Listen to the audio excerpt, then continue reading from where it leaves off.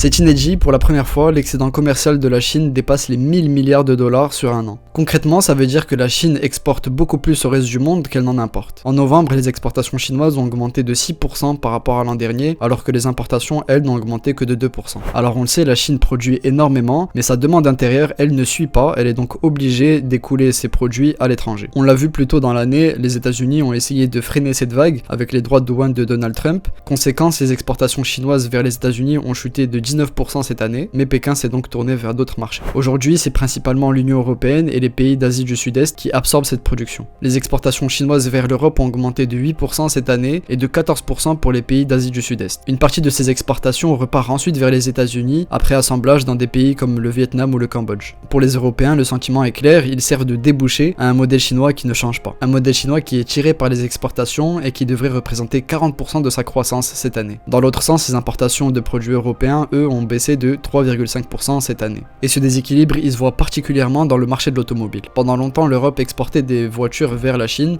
Aujourd'hui, le mouvement s'est inversé avec les voitures chinoises qui arrivent sur le sol européen. On note d'ailleurs une baisse de 40% cette année de véhicules étrangers en Chine. Alors malgré un modèle qui est tiré par les exportations, Pékin assure pourtant vouloir rééquilibrer son modèle pour renforcer sa demande intérieure dans les prochaines années.